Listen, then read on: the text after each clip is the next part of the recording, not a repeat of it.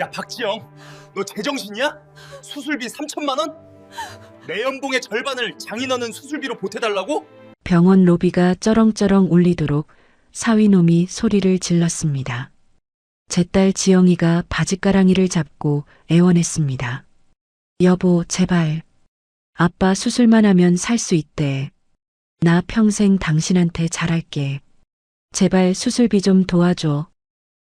하지만 사위놈은 제 휠체어를 발로 툭 차며 차가운 눈빛으로 비웃더군요. 장인어른, 노망나셨어요? 솔직히 가망 없는 똥차에 누가 기름을 붓습니까? 폐차하는 게 돈 아끼는 거죠. 제 승진 코앞인 거 아시면서 눈치 없이 왜 아프고 그러세요? 제 딸을 바닥에 무릎 꿇리고 저를 폐차 직전 똥차 취급하며 돌아선 이놈은 은행에 다니는 저의 사위 최진우였습니다. 하지만 이 멍청한 놈은 꿈에도 몰랐을 겁니다.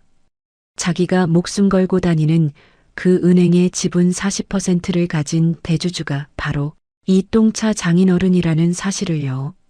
저는 서울시 용산구 이촌동에 살고 있는 72세 박만석이라고 합니다. 지금부터 제가 실제로 겪은 기가 막힌 드라마 같은 저의 인생 이야기를 들려드리려고 합니다.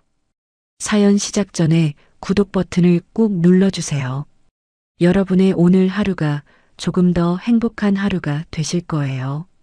45년 전 제가 27살 때 명동 뒷골목에서 사채업을 시작했습니다. 주먹 하나와 배짱 하나로 시작한 일이었지만 저는 빌려간 사람이 갚을 능력이 생길 때까지 기다려줬고 그렇게 쌓인 신뢰가 결국 제 자산이 되었습니다. 40대 초반 IMF 외환위기 때 대한은행이 부도 직전까지 갔을 때 제가 손을 내밀어 살렸고 그 대가로 지분 40%를 받았습니다. 현금만 따져도 300억 원이 넘고 부동산까지 합치면 그 2배는 되는 재산이 있지만 저는 딸에게 이 사실을 단 한 번도 말하지 않았습니다. 딸아이 지영이만큼은 돈의 노예가 되지 않고 평범하게 살기를 바랐으니까요. 그래서 낡은 등산복을 입고 10년 된 중고차를 몰며 조경일이나 하는 평범한 아버지로 살았습니다. 5년 전 딸이 최진우라는 남자를 데려왔을 때부터 제 인생에 먹구름이 끼기 시작했습니다. 대한은행 강남지점 부지점장인 최진우는 제가 은행 대주주라는 것도 모르고 저를 무시했습니다. 결혼 후에도 명절 때마다 제가 가져간 농산물을 흙냄새 난다며 코를 막았고 시어머니는 며느리에게 친정아버지가 노후 준비도 안 되어 아들 등골 빼먹을 거라며 면박을 주었습니다. 저는 딸의 행복을 위해 모든 걸 견뎌냈습니다. 하지만 오늘만큼은 더 이상 참을 수가 없었습니다. 사흘 전부터 제 가슴 부위가 갑자기 아프기 시작했고 딸 지영이가 급히 저를 서울중앙대학병원 응급실로 데려갔습니다.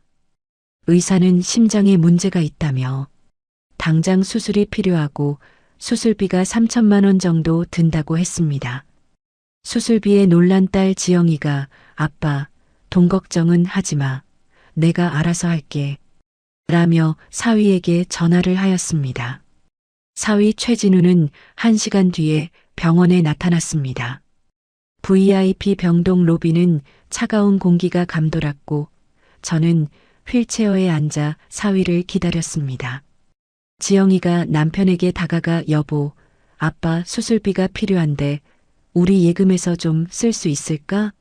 하고 조심스럽게 물었습니다. 최진우는 아내를 쳐다보지도 않고 저를 향해 차갑게 말했습니다. 3천만 원? 지금 내가 승진 심사를 한 달 앞두고 있는 거 알잖아. 이 중요한 시기에 왜 장인어른 같은 가망 없는데 돈을 써야 해? 그 말을 듣는 순간 제 심장이 쿵 하고 내려앉았습니다. 제가 사위의 입에서 가망 없는 곳 취급을 받고 있다는 게 믿기지 않았습니다.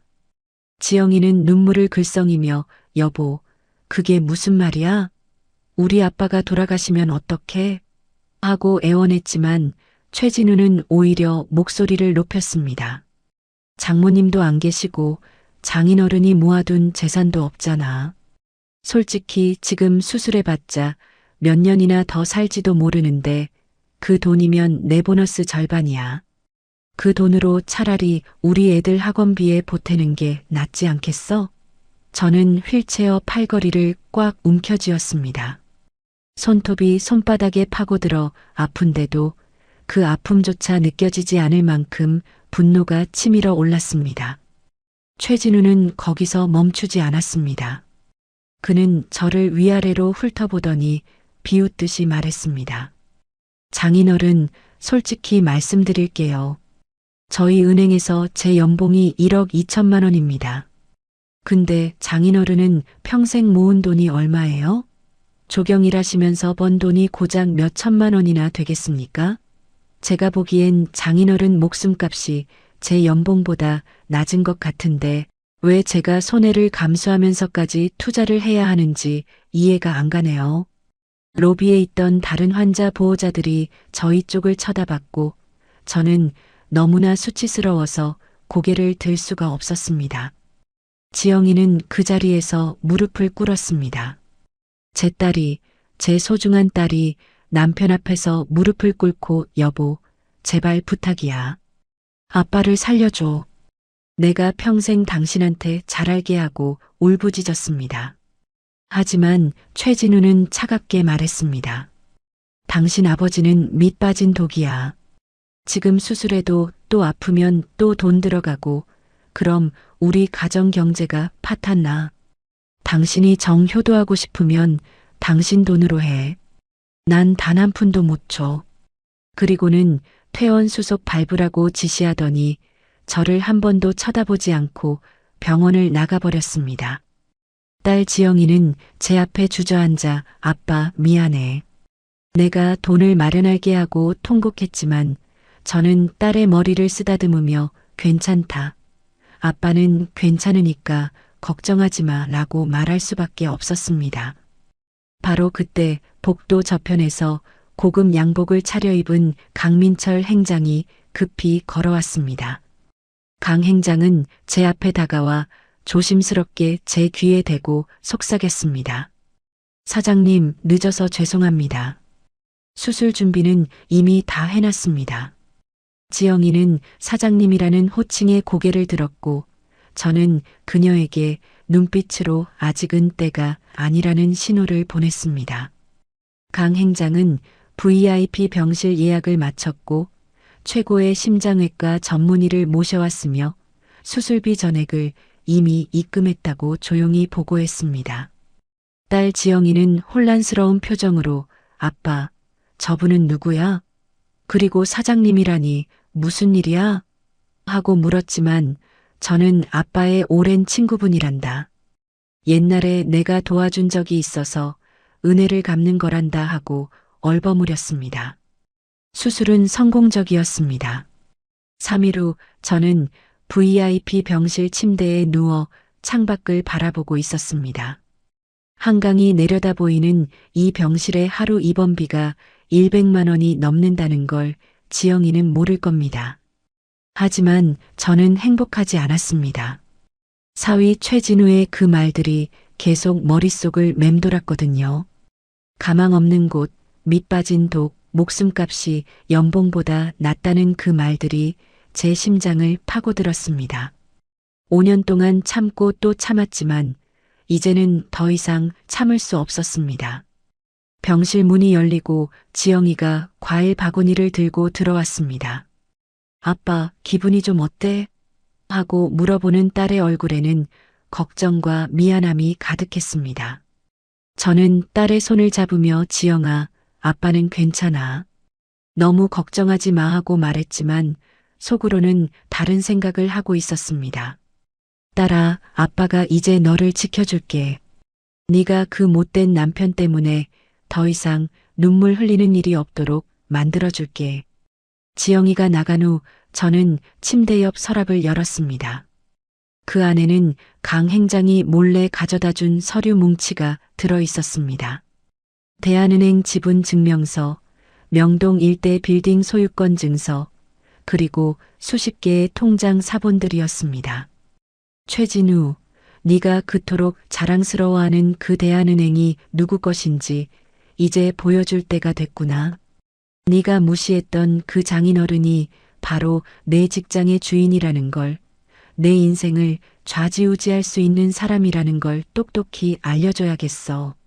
저는 서류 뭉치를 다시 서랍에 넣고 천천히 눈을 감았습니다. 복수는 천천히 그리고 완벽하게 해야 한다는 걸 저는 평생의 경험으로 알고 있었습니다. 사위가 그토록 숭배하는 돈의 진짜 주인이 누구인지, 그가 무시했던 장인이 얼마나 무서운 사람인지 뼈저리게 깨닫게 해주겠다고 다짐했습니다. 시간을 5년 전으로 돌려보겠습니다. 그때 제 딸 지영이가 처음으로 최진우를 집에 데려왔던 날이었어요. 저는 그날을 지금도 생생하게 기억합니다. 이촌동 제 작은 아파트 거실에서 저는 딸이 좋아한다는 남자를 처음 만났고, 최진우는 제 손을 악수하면서도 제 얼굴을 제대로 쳐다보지 않았습니다. 그의 시선은 낡은 소파와 오래된 TV, 그리고 제가 입고 있던 작업복 차림을 훑어보며 노골적인 실망감을 드러냈죠. 지영이가 아빠, 진우 오빠는 대한은행에서 일하는데 정말 능력 있는 사람이야 하고 자랑스럽게 소개했을 때 최진우는 겨우 입꼬리를 올리며 장인어른 처음 뵙겠습니다. 저는 은행원이고 지영이는 제 회사 고객센터에서 만났습니다 하고 말했습니다. 저는 그때 느꼈어요. 이 남자의 눈빛에서 저를 보는 시선이 사람을 대하는 게 아니라 물건을 평가하듯 차갑다는 걸 말입니다. 그날 저녁 식사 자리에서 최진우는 제가 차려준 음식을 보며 입맛이 없다는 듯 젓가락질을 했습니다. 제가 정성껏 준비한 된장찌개와 제육볶음, 그리고 텃밭에서 직접 키운 상추쌈이었는데 최진우는 고작 몇 점 집어먹고는 젓가락을 내려놨습니다. 지영이가 아빠가 직접 텃밭에서 키운 채소로 만든 거야 하고 설명했을 때도 그저 아, 그러네요 라고 건성으로 대답했습니다. 저는 딸이 행복해 보여서, 그리고 이 남자를 좋아하는 것 같아서 그의 무례함을 참았습니다. 하지만 최진우는 식사가 끝나고 지영이와 베란다에서 담배를 피우며 나누는 대화가 제 귀에 들려왔을 때 저는 가슴이 철렁 내려앉았습니다. 너희 아버지 직업이 뭐라고 했지? 조경? 솔직히 장인어른 집 보니까 좀 실망인데. 나중에 우리 결혼하면 경제적으로 도움은 못 받을 것 같아. 최진우의 목소리가 베란다 너머로 새어나왔고 지영이는 미안해. 우리 아빠가 돈은 없지만 정말 좋은 분이야 하고 변명하듯 대답했습니다. 저는 거실 소파에 앉아 그 대화를 들으며 주먹을 꽉 쥐었습니다. 그해 추석, 저는 처음으로 최진우의 집을 방문했습니다. 송파구 잠실에 위치한 25평 아파트는 그리 크지는 않았지만 최진우네 가족이 얼마나 돈에 집착하는지 금방 알 수 있었습니다. 현관문을 열고 들어서자마자 벽면에 걸린 명품 가방들과 거실 한가운데 놓인 비싼 가죽 소파가 눈에 들어왔고 TV는 최신형 대형 화면이었습니다.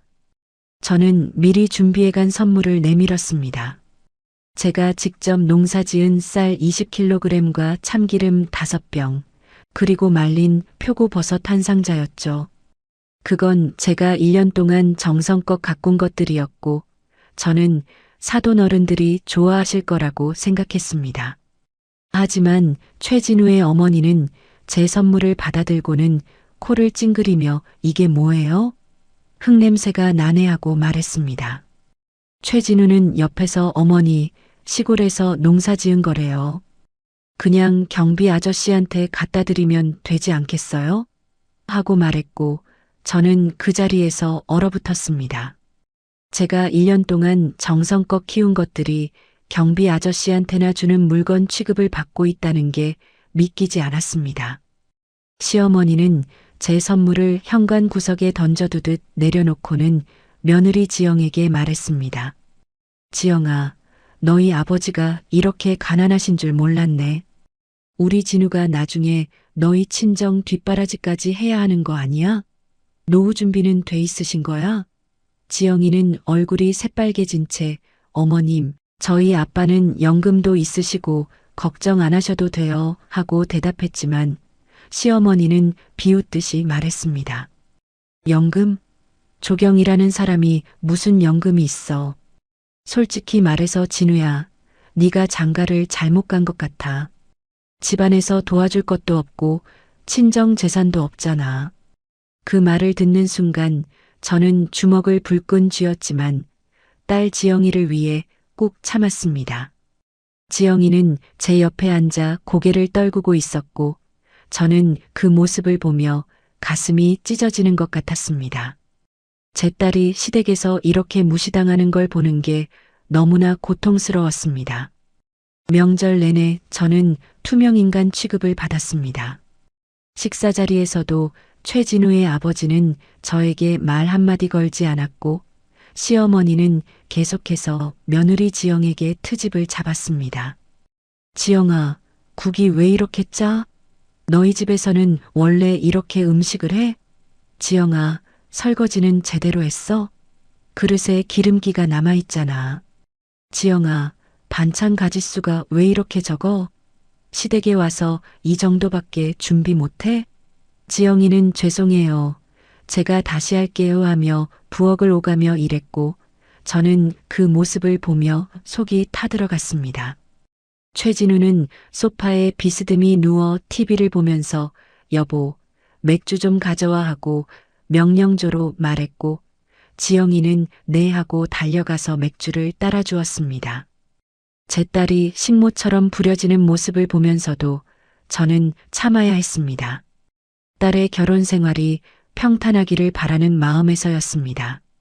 그날 밤 집으로 돌아오는 차 안에서 지영이는 아빠, 미안해. 내가 시댁에서 잘할게.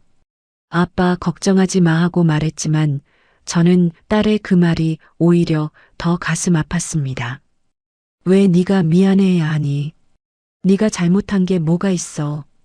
아빠가 가난해서 네가 고생하는 거잖아 하고 말하자 지영이는 아니야 아빠. 아빠는 최고야. 나는 아빠가 자랑스러워하고 말했지만 그 목소리에는 억지로 밝게 하려는 노력이 느껴졌습니다. 저는 그날 밤 집에 돌아와 혼자 소주를 마셨습니다. 한 병, 두 병을 비우면서 생각했습니다. 내가 돈이 없어서가 아니라 돈이 있어도 꺼내 쓰지 않고 가난한 척 버틴 내가 문제였구나. 내가 정체를 숨기지만 않았어도 딸이 이런 수모까지는 안 당했을 텐데 하는 자책감이 밀려왔습니다. 결혼 후 최진우의 무시는 더욱 노골적이었습니다. 제가 딸이 보고 싶어서 전화를 걸면 최진우가 대신 받아 장인어른, 지금 지영이 바쁩니다. 용건만 간단히 말씀하세요 하고 퉁명스럽게 말하곤 했습니다. 저는 그냥 딸 목소리 좀 들으려고 전화했는데 하고 말하면 최진우는 아, 그러시면 나중에 지영이한테 전화하라고 할게요 하고는 일방적으로 끊어버렸습니다. 한 번은 제가 저녁 시간에 전화를 걸었을 때 최진우는 장인어른, 제가 지금 회사 사람들이랑 저녁 먹고 있는데 좀 곤란합니다. 나중에 연락드리죠 하고 말했지만 그 나중에는 오지 않았습니다. 저는 수화기를 내려놓고 한참 동안 멍하니 앉아 있었고 딸에게 전화 한 통하는 것조차 눈치를 봐야 하는 제 처지가 비참하게 느껴졌습니다. 명절도 아닌 평일에 딸 목소리 듣고 싶어서 전화하는 게 그렇게 큰 잘못인가 싶었습니다. 1년이 지난 어느 날 저는 지영이를 만나러 갔습니다. 딸은 카페에서 저를 기다리고 있었는데 예전처럼 화사한 모습이 아니었습니다. 옷차림도 수수해졌고 화장도 연하게 했으며 무엇보다 눈빛에서 생기가 사라진 것 같았습니다. 지영아, 요즘 괜찮니? 남편이 잘해주니? 하고 물었을 때 지영이는 잠시 망설이다가 응, 괜찮아. 아빠 걱정하지 마 하고 대답했습니다. 하지만 저는 알 수 있었습니다. 딸이 거짓말을 하고 있다는 걸 말입니다. 지영이의 손등에는 설거지로 생긴 듯한 붉은 자국이 있었고 손톱은 예전처럼 관리가 안 되어 있었습니다. 손주는 언제 가질 거니? 하고 물었을 때 지영이는 시어머니가 빨리 나으라고 계속 재촉하는데 진우 오빠는 아직 때가 아니래 하고 말했습니다. 그 말투에서 저는 딸이 시댁과 남편 사이에서 힘들어하고 있다는 걸 느낄 수 있었습니다. 2년 전 여름 저는 작은 사고를 당했습니다. 조경일을 하다가 사다리에서 떨어져 왼쪽 다리를 다쳤고 병원에서는 입원 치료가 필요하다고 했습니다. 지영이는 부랴부랴 병원으로 달려왔고 저는 괜찮다, 걱정하지 마라 하고 말했지만 딸은 눈물을 글썽이며 아빠 병원비는 내가 낼게 하고 말했습니다. 저는 아니다. 아빠가 보험 있으니까 괜찮다 하고 말했지만 지영이는 고집을 부리며 병원비 200만 원을 대신 냈습니다. 그런데 그날 밤 지영이에게 최진우가 전화를 걸어 화를 낸 모양이었습니다. 다음날 병문안을 온 지영이의 눈가가 부서 있었고 저는 무슨 일 있었냐고 물었지만 지영이는 아무것도 아니야 아빠 하고 억지로 웃었습니다. 제 가슴이 미어졌습니다. 나중에 알고 보니 최진우가 당신 마음대로 우리 돈 쓰지 마. 장인어른 병원비는 장인어른이 알아서 하셔야지 왜 우리가 책임져야 해? 하고 따져 물었다고 합니다. 200만 원, 그 돈이 그렇게 아까웠던 걸까요? 제 딸이 효도하고 싶어서 낸 돈이 그렇게 아까웠던 걸까요? 그 후로도 최진우의 갑질은 점점 심해졌습니다. 제 손주 돌잔치에도 저를 초대하지 않으려고 했고 지영이가 몰래 저를 불러서 겨우 참석할 수 있었습니다. 돌잔치 자리에서 시어머니는 하객들에게 우리 며느리 친정이 좀 형편이 어려워서요. 친정 식구들은 따로 자리를 마련했습니다 하고 말했고 저는 구석 자리에 앉아 밥을 먹었습니다. 다른 하객들은 모두 메인홀에서 뷔페 음식을 먹고 있었는데 저만 옆 작은 방에서 도시락으로 식사를 했습니다. 최진우는 행사 내내 저를 쳐다보지도 않았고 제가 손주를 안아보려고 하자 아, 장인어른, 아기가 낯을 가려서요.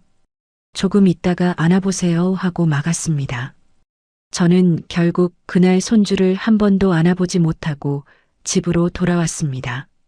돌아오는 길에 눈물이 났습니다.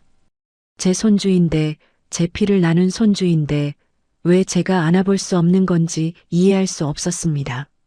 작년 설날 최진우는 제게 전화를 걸어 장인어른, 올해는 저희 집에 안 오셔도 됩니다.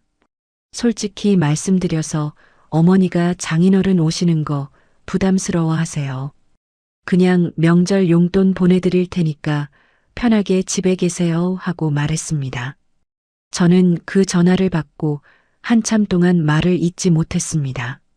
제가 사위한테 쫓겨나고 있다는 게 믿기지 않았고 딸을 보고 싶은 제 마음은 안중에도 없는 최진우의 태도에 분노가 치밀어 올랐습니다. 하지만 저는 참았습니다. 알겠네. 그럼 그렇게 하지 뭐하고 대답했고 그날 저는 혼자 설을 세웠습니다. 명절 아침 혼자 떡국을 끓여 먹으면서 생각했습니다. 제가 무슨 죄를 지었기에 명절날 딸 얼굴도 못 보고 혼자 밥을 먹어야 하나 싶었습니다. 지영이가 몰래 떡국을 가져다 주러 왔을 때 저는 괜찮다. 아빠는 혼자 있는 게 편하다 하고 거짓말을 했습니다. 지영이는 아빠, 정말 미안해. 내가 남편을 잘 설득할게 하고 말했지만 저는 딸의 그 미안함이 오히려 더 가슴 아팠습니다. 왜 네가 미안해야 해? 잘못은 내 남편이 한 건데 말이야. 올해 초 제가 딸네 집 근처를 지나다가 우연히 최진우를 만났습니다. 최진우는 그리 비싸지 않은 국산 중형차에서 내리고 있었고 그의 옆에는 시어머니가 함께 있었습니다. 저는 반갑게 진우야, 어머님하고 인사를 했지만 최진우는 차가운 표정으로 장인어른, 여기는 왜 오셨어요? 하고 물었습니다.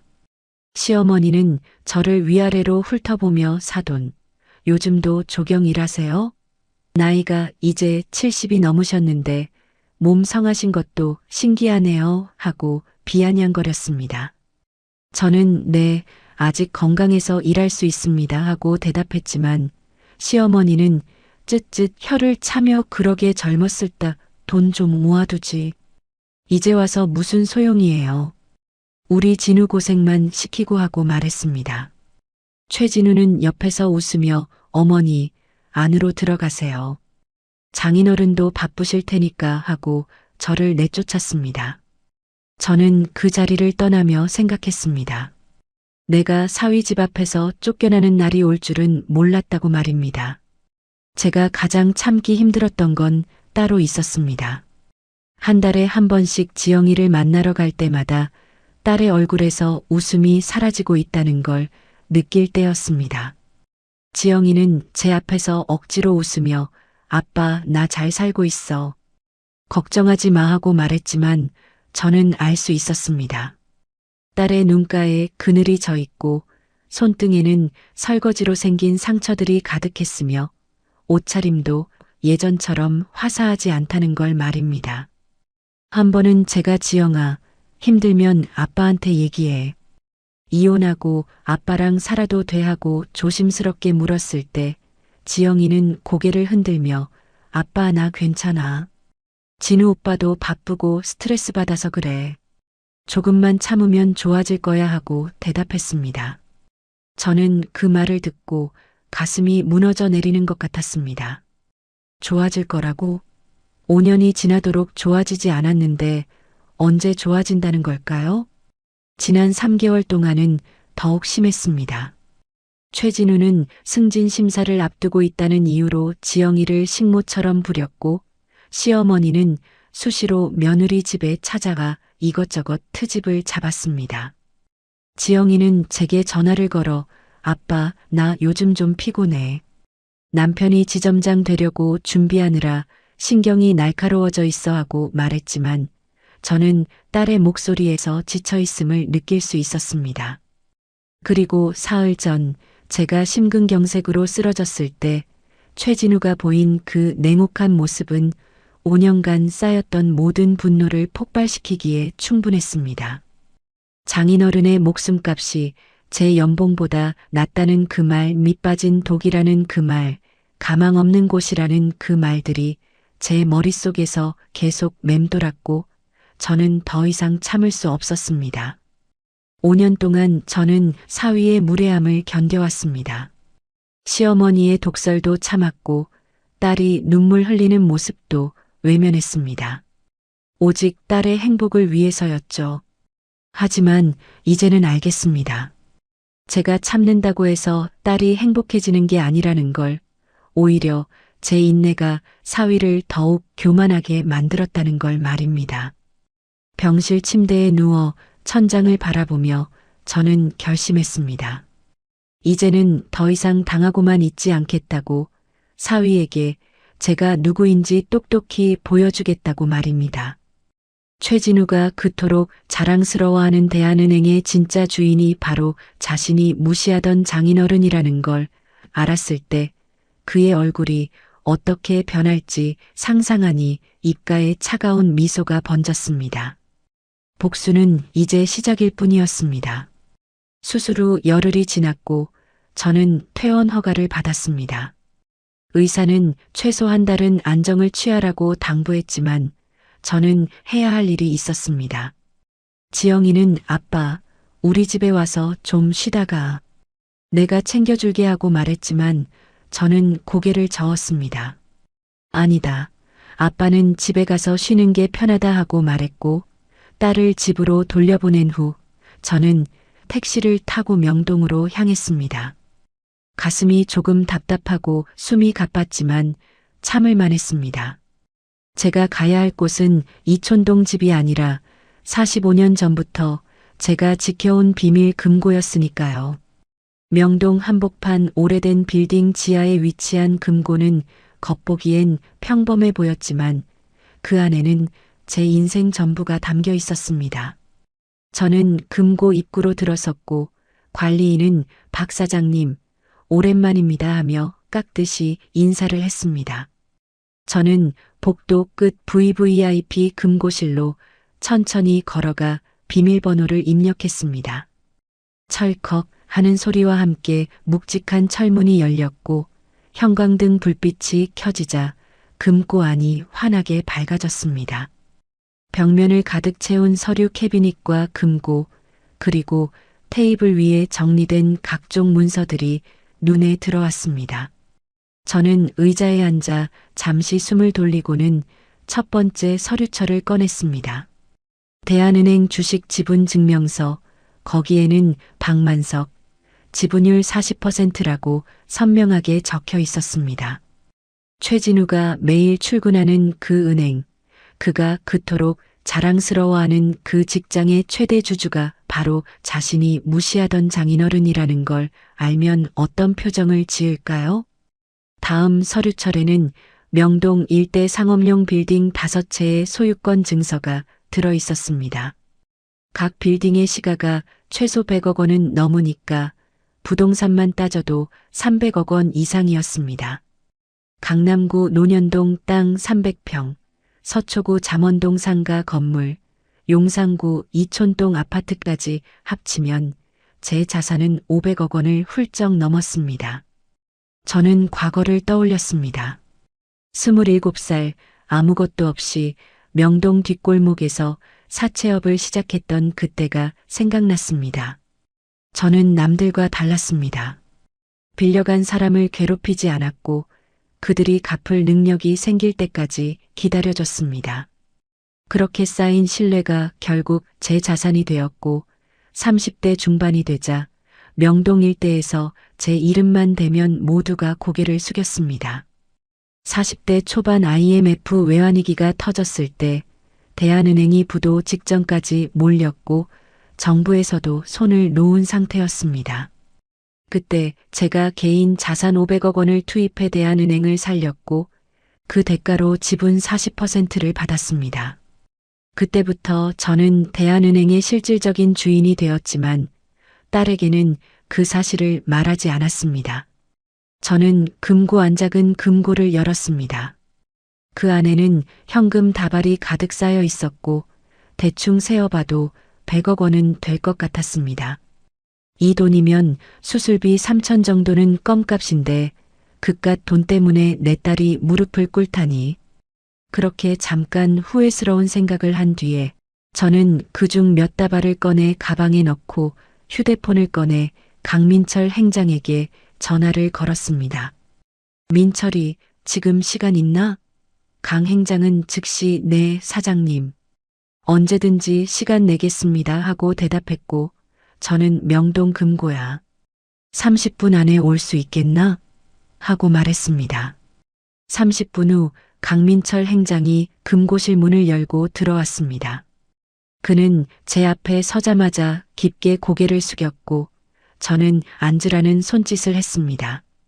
강 행장은 의자에 앉으며 사장님, 건강은 괜찮으십니까? 수술 후 무리하시면 안 됩니다 하고 걱정스러운 표정으로 말했습니다. 나는 괜찮네. 나 이제 70이 넘었는데 이 정도는 문제없어 하고 대답하며 본론으로 들어갔습니다. 민철이 우리 은행 강남지점 부지점장 최진우라는 친구 아나? 강 행장의 표정이 순간 굳어졌습니다. 최진우요? 알고 있습니다. 왜 그러십니까? 저는 천천히 입을 열었습니다. 그 친구가 내 사위야. 강 행장의 눈이 휘둥그레졌습니다. 저는 병원에서 있었던 일을 간략하게 설명했습니다. 최진우가 수술비 3천만 원을 아까워하며 가망 없는 곳에 돈 쓸 수 없다고 했던 것, 장인의 목숨값이 자기 연봉보다 낫다고 했던 것, 그리고 딸을 무릎 꿇게 만들었던 것까지 모두 말했습니다. 강 행장의 얼굴이 점점 굳어졌고 그는 주먹을 불끈 쥐었습니다. 그게 사람이 할 말입니까? 제가 당장 그 친구를 징계하겠습니다. 하지만 저는 고개를 저었습니다. 아직은 아니야. 우선 그 친구에 대해 자세히 조사부터 해줘. 강 행장은 고개를 끄덕이며 사실 사장님, 안 그래도 최진우에 대한 내부 감사가 진행 중입니다. 하고 말했습니다. 저는 눈썹을 치켜 올리며 내부 감사? 무슨 일인가? 강 행장은 서류 가방에서 파일 하나를 꺼내 제게 건넸습니다. 이게 지난 3개월간 조사한 내용입니다. 최진우는 고객 예금을 무단으로 유용했고 승진을 위해 상부에 뇌물을 전달한 정황도 있습니다.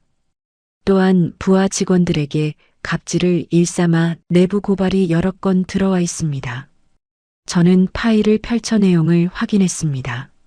최진우가 고객 김모 씨의 예금 5천만 원을 무단으로 빼돌려 주식 투자에 사용한 것, 2천만 원의 손실이 발생했지만 이를 은폐한 것, 그리고 본부 임원진에게 명품 시계와 골프 회원권을 뇌물로 전달한 것까지 상세히 적혀 있었습니다. 저는 파일을 덮으며 쓴웃음을 지었습니다. 겉으로는 엘리트 은행원 행세를 하면서 뒤로는 이런 짓을 하고 있었구나. 강 행장은 저희도 증거를 확보하는 중입니다. 조만간 검찰에 고발할 예정이었는데 사장님 사위인 줄 알았으면 미리 보고를 드렸을 텐데 죄송합니다 하고 말했습니다. 저는 아니야, 오히려 잘 됐어. 잔이가 객관적으로 조사해 준 덕분에 제가 사적인 감정으로 움직이는 게 아니라는 걸 증명할 수 있게 됐으니까 하고 말했습니다. 강 행장은 그럼 어떻게 하시겠습니까? 하고 물었고 저는 차가운 눈빛으로 대답했습니다. 일단 더 조사해. 최진우의 비리를 완벽하게 증거로 남겨놔. 그리고 내가 신호를 보낼 때까지 기다려. 때가 되면 내가 직접 그 친구 앞에 나설 거야. 강 행장은 알겠습니다, 사장님. 그런데 따님께는 어떻게 하실 겁니까? 하고 조심스럽게 물었습니다. 저는 한숨을 쉬며 지영이는 아직 몰라. 그 애가 알면 마음 아파할 테니까. 일단 최진우를 완전히 처리한 다음에 딸한테 모든 걸 밝힐 생각이야 하고 대답했습니다. 저는 금고에서 서류 몇 장을 더 꺼냈습니다. 대한은행 대주주 명부였습니다. 거기에는 제 이름 박만석이 가장 위에 적혀 있었고 지분율 40%라는 숫자가 선명했습니다. 저는 그 서류를 강 행장에게 보여주며 말했습니다. 민철이, 이걸 최진우가 알면 어떤 표정을 지을까? 자기가 매일 출근하는 은행의 주인이 자기가 무시하던 장인어른이라는 걸 알면 말이야. 강 행장은 피식 웃으며 아마 기절초풍할 겁니다. 제가 그 장면을 꼭 보고 싶습니다 하고 대답했습니다. 저는 서류를 다시 금고에 넣으며 말했습니다. 곧 보게 될 거야. 내가 최진우 앞에 나타나서 그 친구의 인생을 완전히 뒤집어 놓을 테니까. 강 행장은 사장님, 제가 옆에서 최선을 다해 돕겠습니다 하고 말했고 저는 고맙네, 민철이. 잔이가 있어서 내가 든든해하고 대답했습니다. 강 행장은 자리에서 일어나며 그럼 최진우에 대한 추가 조사를 진행하고 결과가 나오는 대로 보고 드리겠습니다. 사장님께서는 건강관리 잘하시고 제발 무리하지 마십시오 하고 당부했습니다. 혼자 남은 저는 금고 안을 천천히 둘러보았습니다. 45년간 쌓아온 이 모든 것들이 결국 무엇을 위한 것이었을까요? 저는 딸을 지키기 위해 열심히 일했을 뿐이었습니다. 하지만 제가 숨긴 이 재산이 오히려 딸을 불행하게 만들었다는 생각이 들었습니다. 저는 금고 문을 닫고 밖으로 나왔습니다. 명동거리는 여전히 사람들로 붐볐고 저는 그 사이를 천천히 걸어가며 생각했습니다. 가슴이 조금 답답했지만 이 정도 통증쯤은 참을 수 있었습니다. 최진우가 제 앞에서 무릎을 꿇는 그날, 딸이 시원하게 이혼하고 자유로워지는 그날을 위해 저는 철저하게 준비할 것입니다. 제 가슴 속에는 45년간 쌓아온 명동의 차가운 칼날이 나를 세우고 있었고, 그 칼날은 이제 최진우의 목을 향해 겨누어져 있었습니다. 복수는 천천히 그리고 완벽하게 이루어질 것이었습니다. 수술 후 2주가 지났습니다. 그 사이 최진우는 단 한 번도 저를 찾아오지 않았습니다. 지영이가 제게 전화를 걸어 아빠, 수술 후에 몸은 좀 어떠세요? 라고 물어올 때마다 저는 괜찮다, 걱정하지 마라 하고 대답했지만 딸의 목소리에서 피곤함이 느껴졌습니다. 그러던 어느 날 저는 강민철 행장에게서 전화를 받았습니다. 사장님, 준비가 다 됐습니다. 최진우의 비리 증거를 완벽하게 확보했습니다 하는 강 행장의 목소리가 수화기 너머로 들려왔습니다. 저는 창밖을 바라보며 물었습니다. 그 친구 승진 심사는 언제라고 했나? 강 행장은 이번 주 금요일입니다. 최진우는 지금 지점장 승진을 확신하고 있습니다 하고 대답했습니다. 저는 피식 웃으며 말했습니다. 그럼 그날로 하지.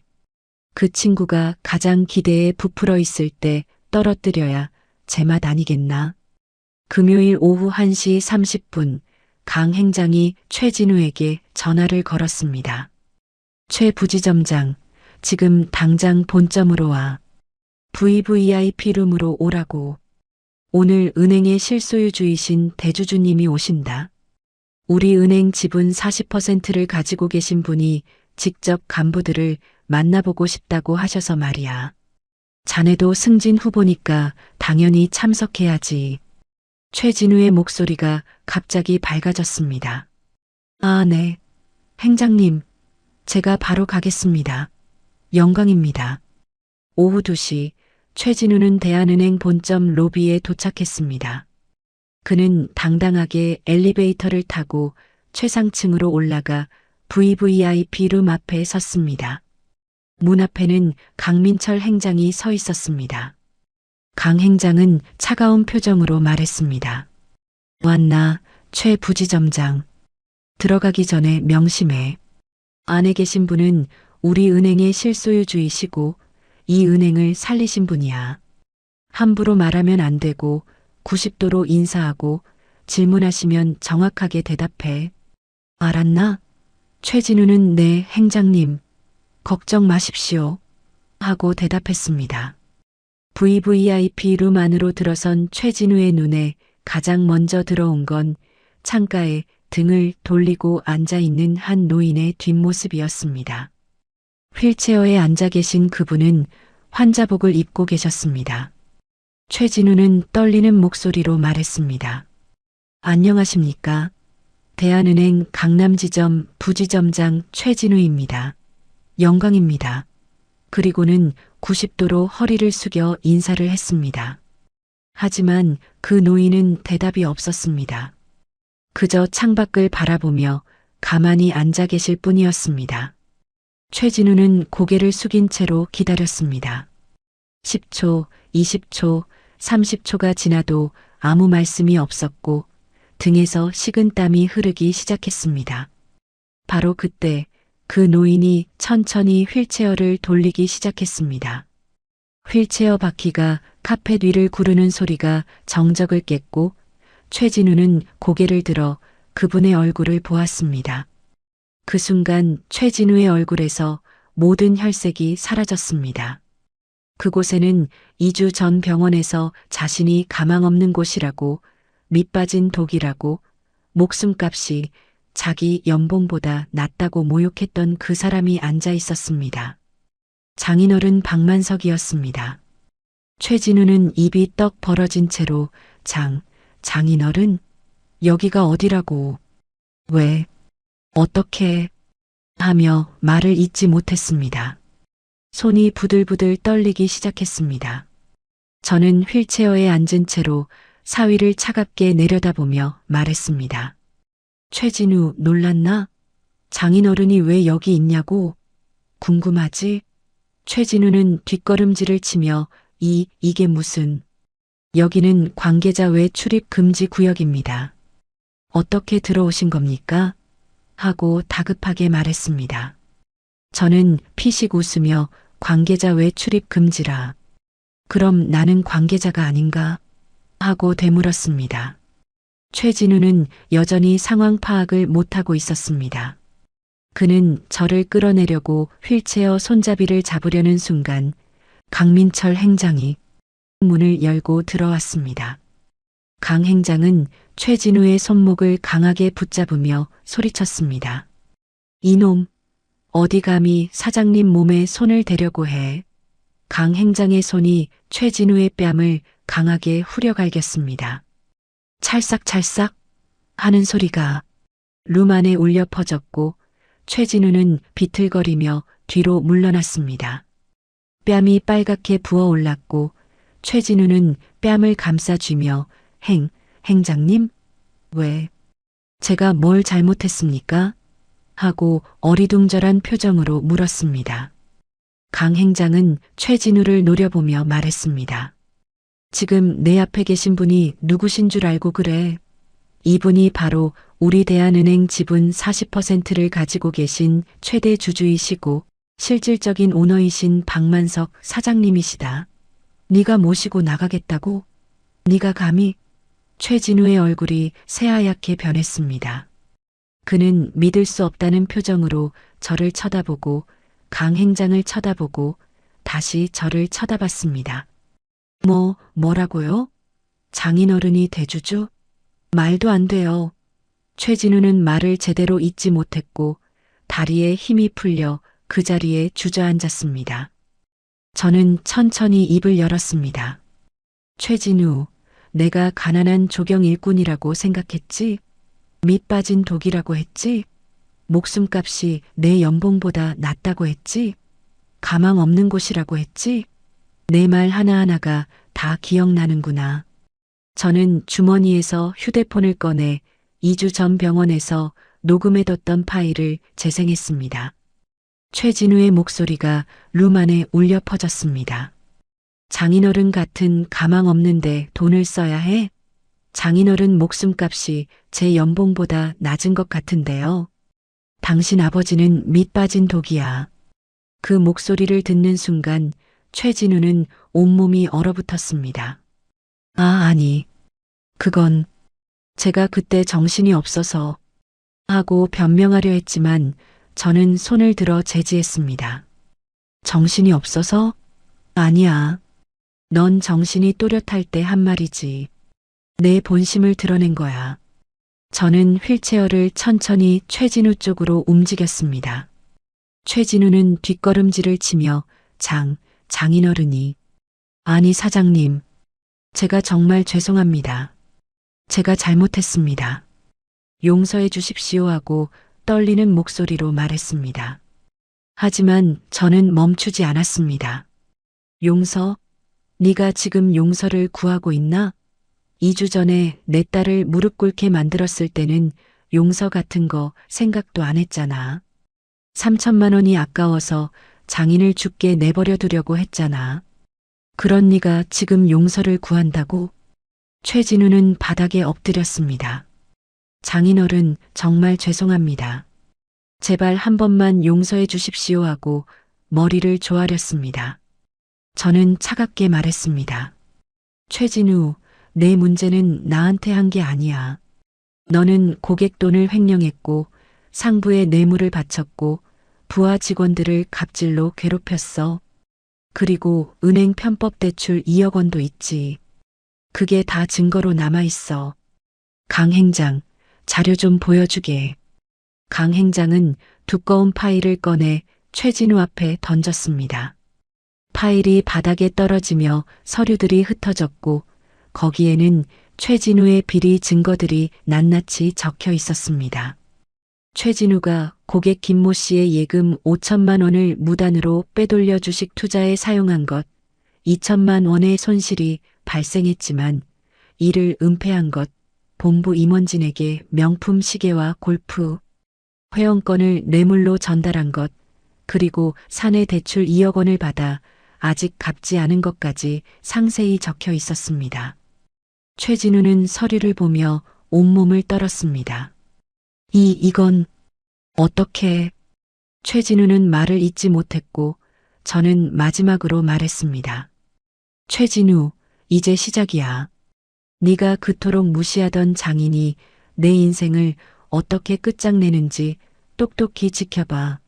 네가 쌓아온 커리어, 네가 자랑하던 명예, 네가 그토록 사랑하던 돈, 모든 걸 다 빼앗아 줄 테니까. 그게 내 딸을 괴롭히고 장인을 모욕한 대가야.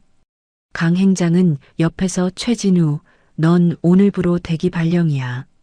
그리고 조만간 징계위원회에 회부될 거고 검찰 고발도 들어갈 거야.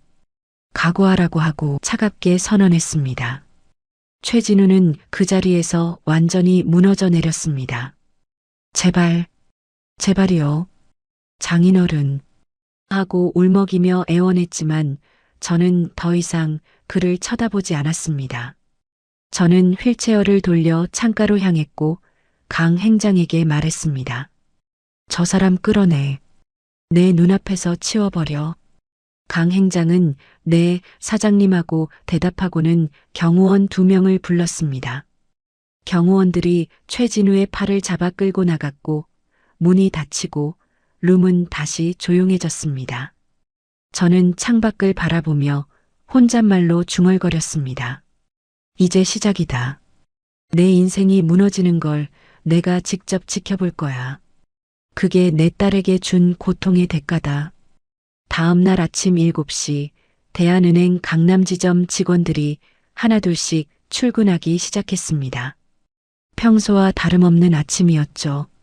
하지만 컴퓨터를 켜는 순간 모든 직원들의 화면에 팝업창이 떴습니다. 거기에는 최진우 부지점장의 비리 내역이 상세하게 적혀 있었습니다.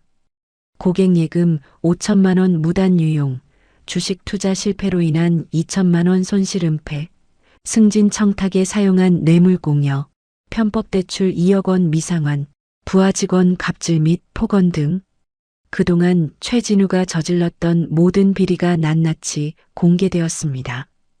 직원들은 서로 얼굴을 쳐다보며 수군거렸습니다. 이게 진짜야? 최 부지점장이 이런 짓을 했다고? 믿기지 않아. 아니야, 나는 진작 알았어. 그 사람 원래 그런 사람이었어. 같은 시각 대한은행 본점 로비 대형 스크린에도 똑같은 내용이 송출되고 있었습니다. 아침에 은행을 찾은 고객들이 스크린을 보며 경악했고 한 고객은 저 사람이 우리 돈 관리하던 사람이라고? 세상에 이런 은행을 어떻게 믿어하며 분노했습니다. 은행 측에서는 급히 스크린을 끄려고 했지만 이미 수십 명의 고객들이 스마트폰으로 사진을 찍고 영상을 찍어 SNS에 올리고 있었습니다. 순식간에 최진우의 이름은 인터넷에 퍼져나갔고 부패한 은행원, 횡령 은행원이라는 댓글이 달리기 시작했습니다. 오전 9시 최진우는 아무것도 모른 채 평소처럼 출근했습니다. 그는 어젯밤 VVIP 룸에서 있었던 일 때문에 한숨도 자지 못했지만 그래도 출근은 해야 한다고 생각했습니다. 혹시 모르잖아요. 장인어른께서 마음을 바꾸실지도 모른다고 제가 더 열심히 일하는 모습을 보이면 용서받을 수 있을지도 모른다고 생각했던 겁니다. 하지만 은행 로비에 들어서는 순간 최진우는 얼어붙었습니다. 로비에는 수십 명의 직원들과 고객들이 그를 기다리고 있었고 그들의 눈빛은 차갑고 적대적이었습니다. 누군가 소리쳤습니다.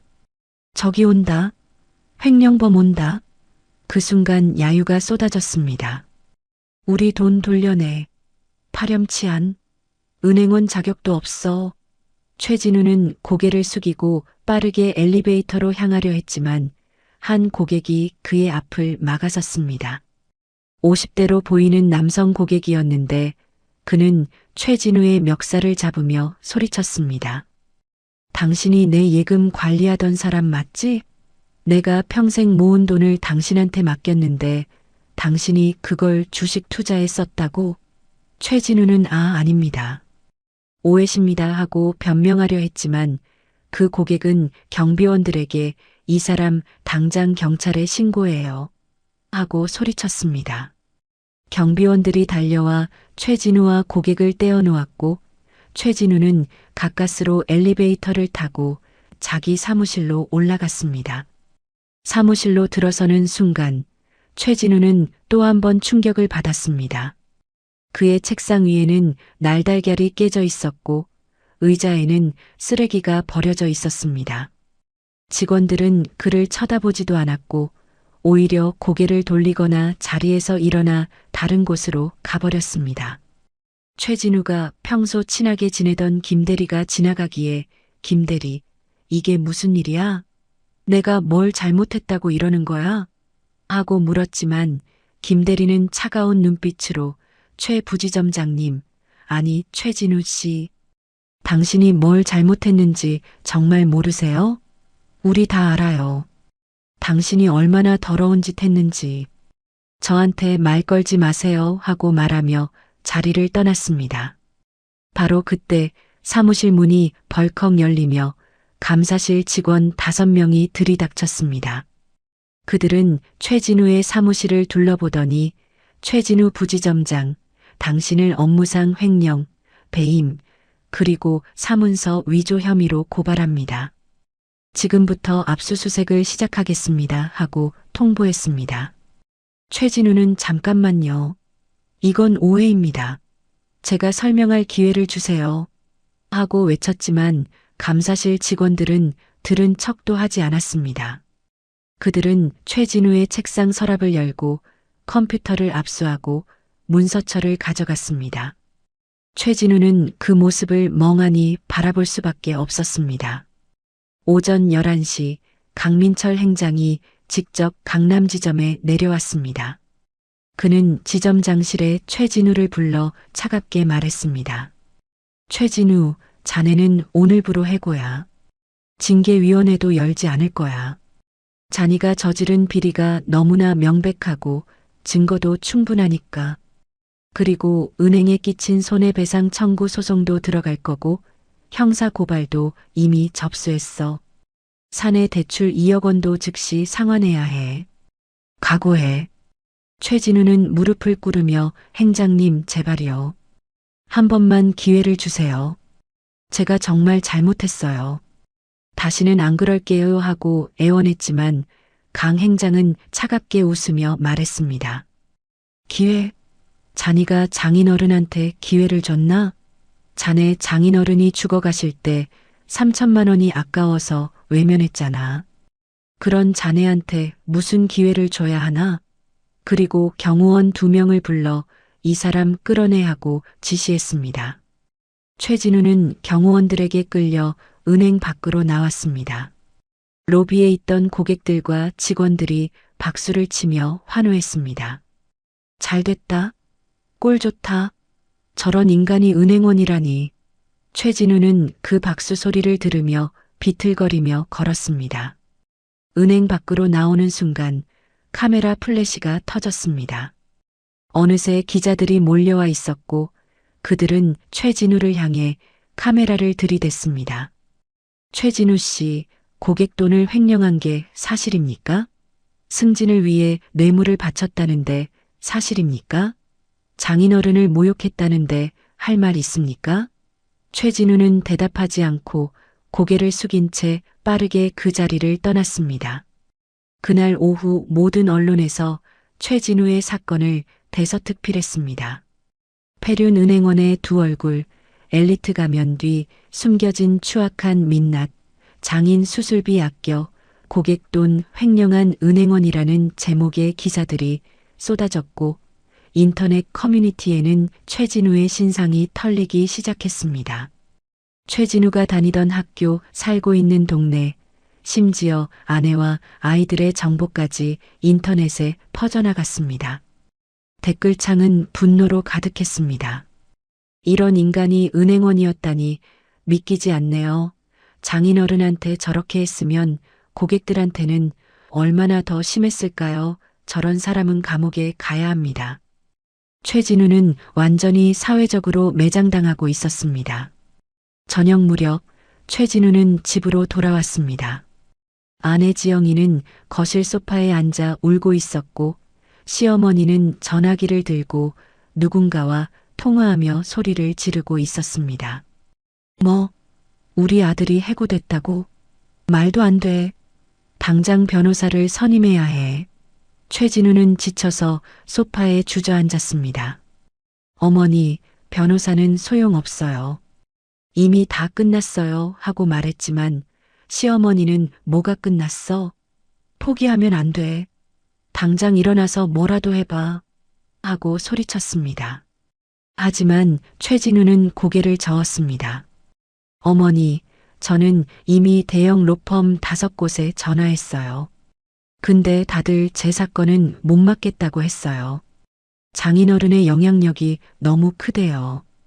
해고당한 지 일주일 후 더 큰 재앙이 최진우를 덮쳤습니다. 국세청에서 세무조사 통보서가 날아온 겁니다. 최진우가 그동안 신고하지 않은 소득이 있다는 첩보를 받았으니 조사에 응하라는 내용이었습니다. 며칠 후 세무조사관들이 집에 찾아왔고 그들은 최진우가 신고하지 않은 소득이 3억 원이 넘는다는 걸 밝혀냈습니다.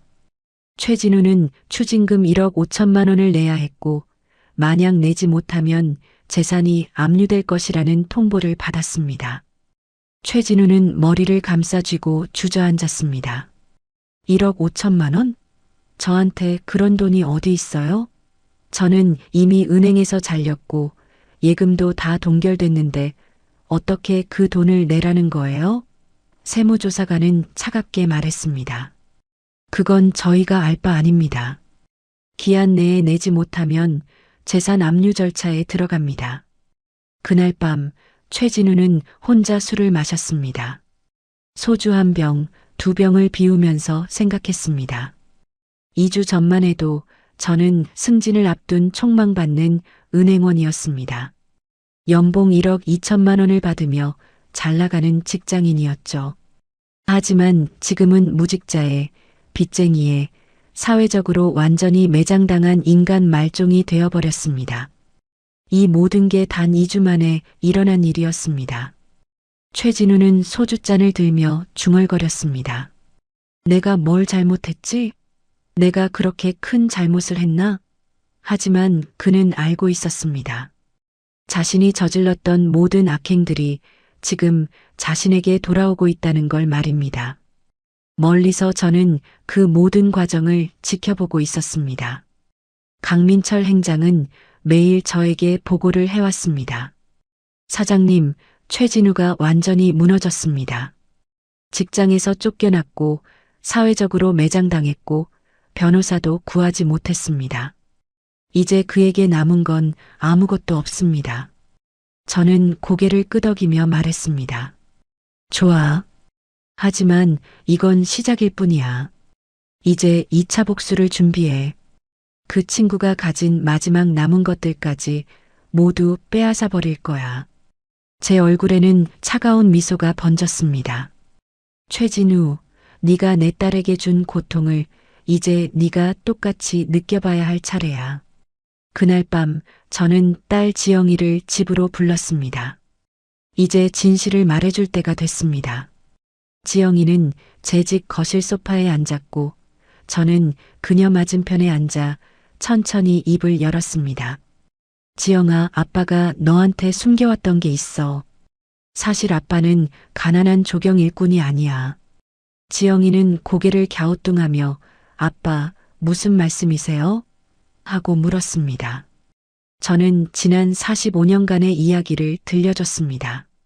제가 명동에서 사채업을 시작했던 것, IMF 때 대한은행을 살렸던 것, 지분 40%를 가지고 있다는 것, 그리고 최진우가 다니던 그 은행의 실소유주가 바로 저라는 것을 말입니다. 지영이는 입을 다물지 못한 채 저를 바라봤습니다. 아빠, 그럼 그럼 진우 오빠가 다니던 은행이. 지영이는 말을 잇지 못했습니다. 저는 고개를 끄덕이며 말했습니다. 그래, 그리고 너희가 살던 집도 사실은 전세였고 그 집주인도 아빠야. 아빠가 전세금을 대신 내줬던 거야. 명동 일대 빌딩 5채, 강남 땅, 현금만 300억 원이 넘어. 다 아빠 거야. 지영이는 눈물을 흘리기 시작했습니다. 아빠, 왜 진작 말씀 안 하셨어요? 저는 딸의 손을 잡으며 말했습니다. 너를 지키기 위해서였어. 네가 돈 때문에 고생하는 걸 보고 싶지 않았어. 그래서 숨겼던 거야. 하지만 이제는 더 이상 참을 수 없어.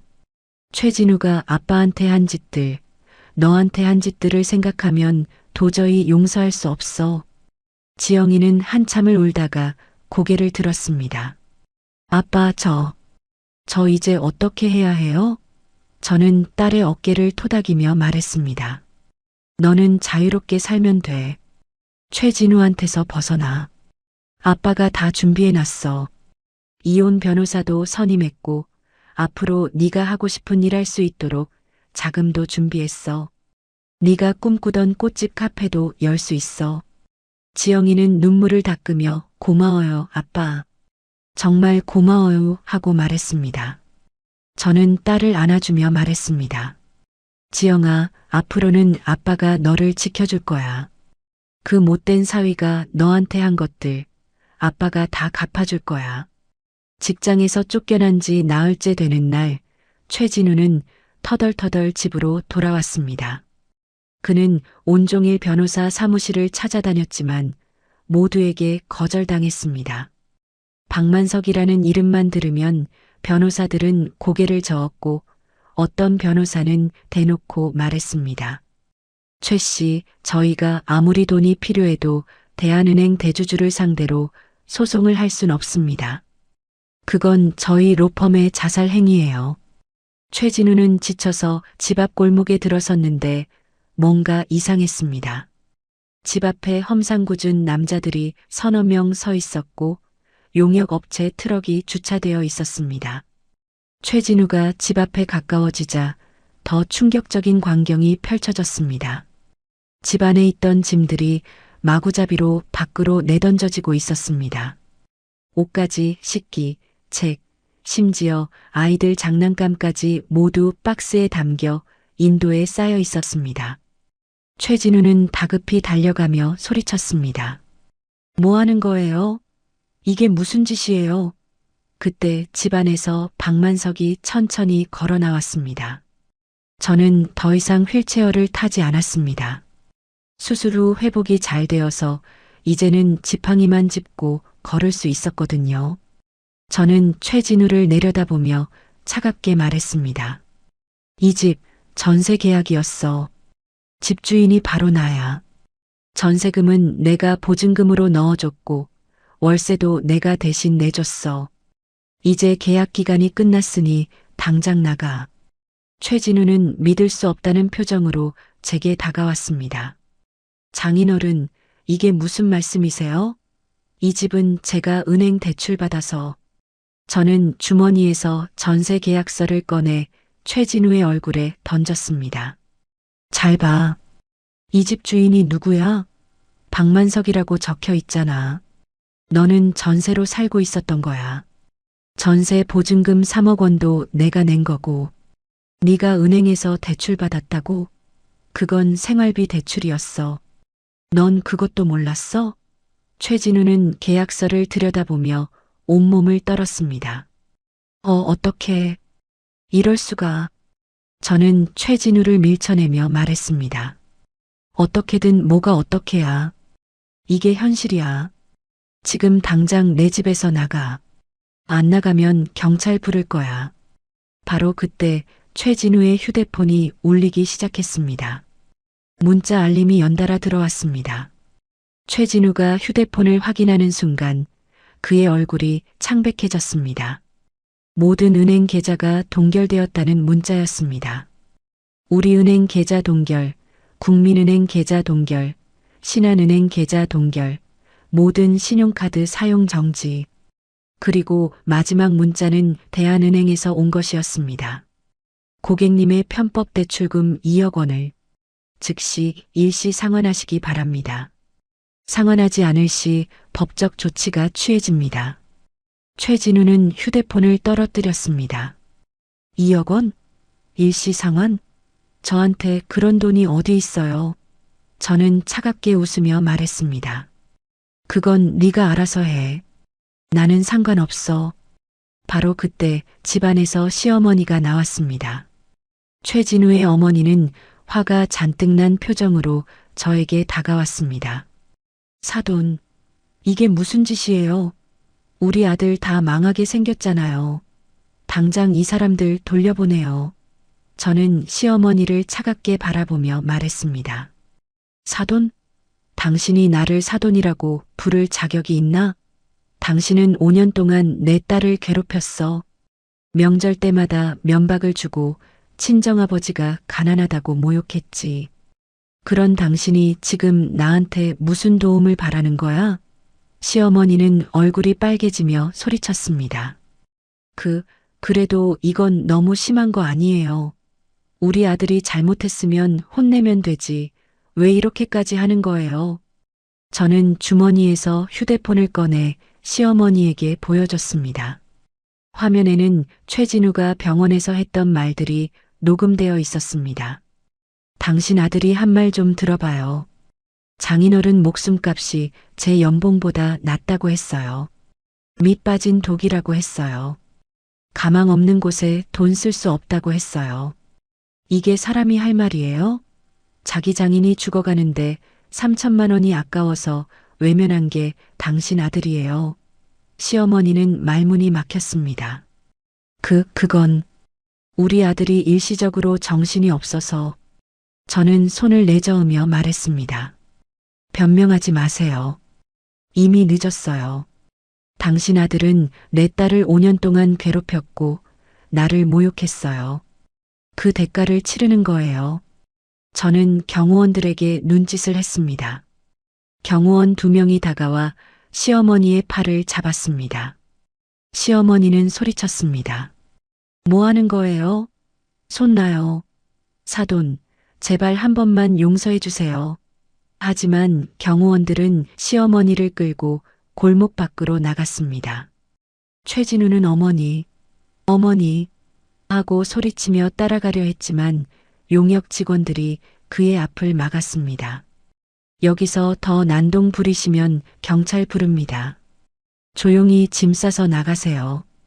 최진우와 시어머니는 골목 한복판에서 비참한 꼴이 되어 서 있었습니다. 바로 그때 택시 한 대가 멈춰 섰고 거기서 지영이가 내렸습니다. 지영이는 저를 보자마자 달려와 아빠하고 불렀습니다. 저는 딸을 조용히 안아주었습니다. 지영이는 가방에서 서류 봉투를 꺼냈습니다. 그 안에는 이혼 소송 서류가 들어 있었습니다. 최진우는 지영이를 보자마자 달려와 그녀의 손을 붙잡았습니다. 지영아, 여보, 나 좀 도와줘. 이거 다 오해야. 내가 잘못했어. 제발 나 좀 살려줘. 하지만 지영이는 차갑게 그의 손을 뿌리치며 말했습니다.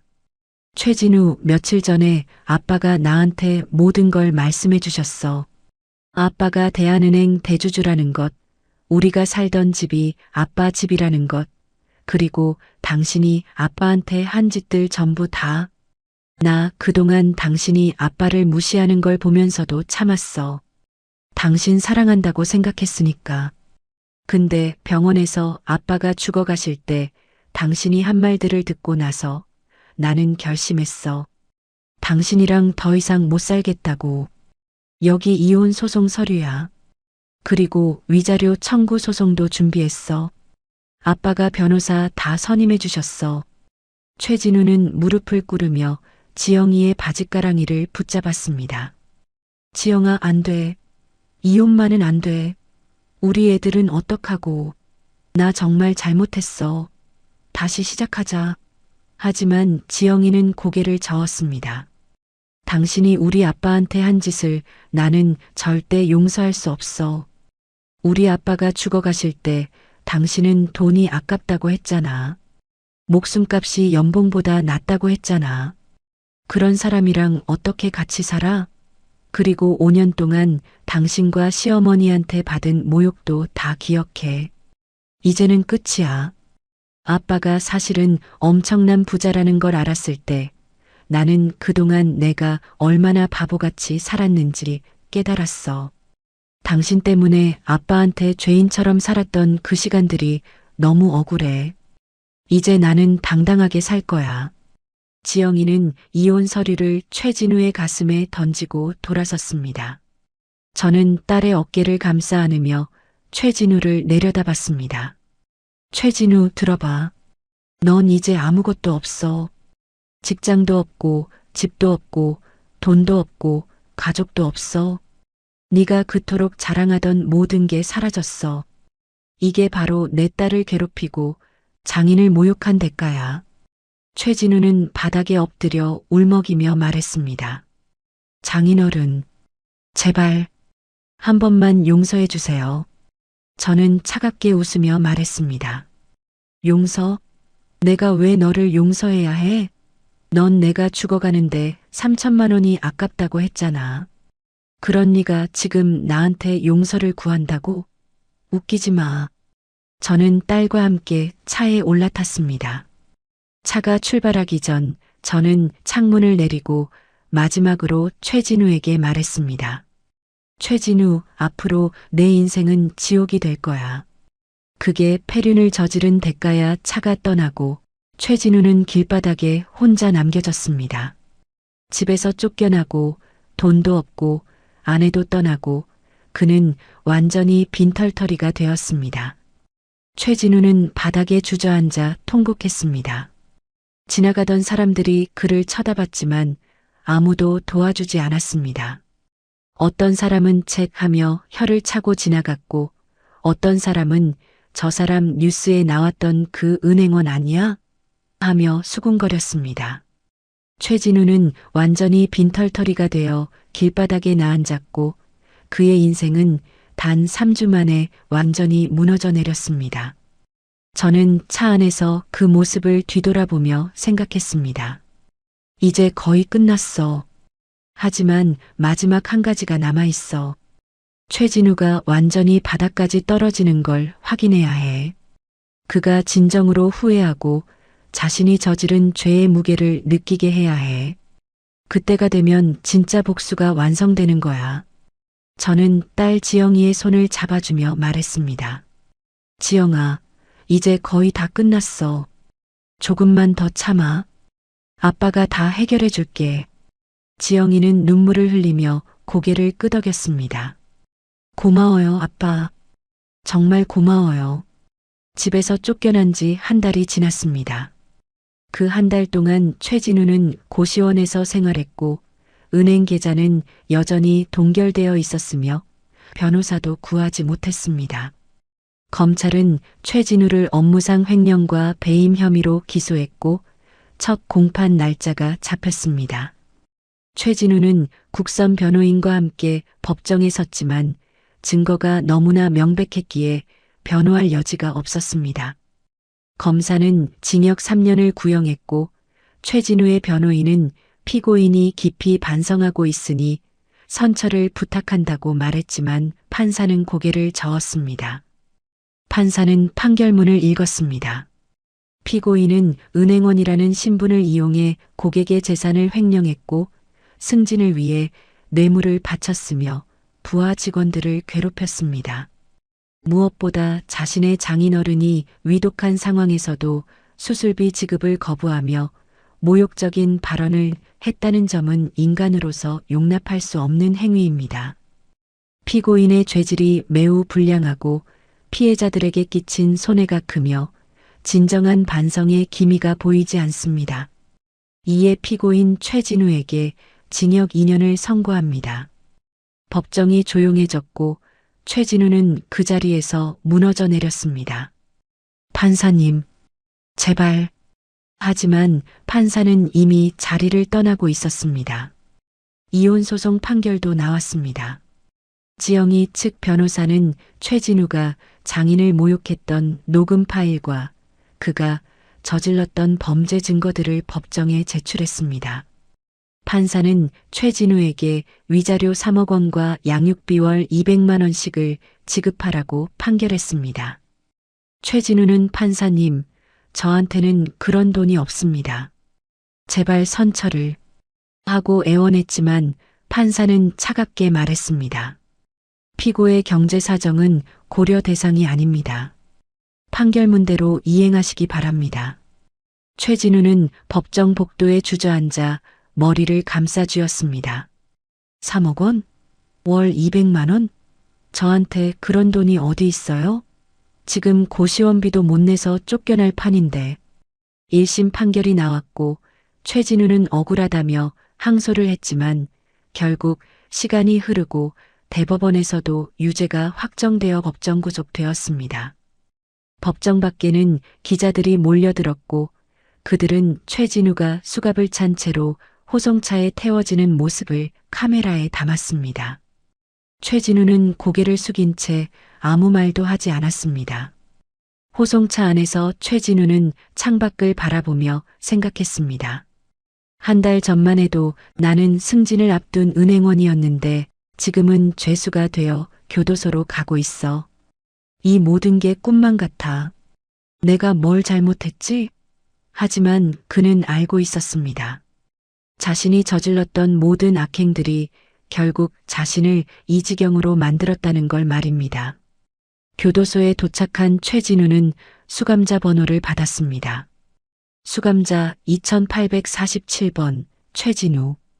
그는 죄수복으로 갈아입었고 철창 안에서 그는 멍하니 앉아 있었습니다. 그의 머릿속에는 지난 2달간의 일들이 주마등처럼 스쳐 지나갔습니다.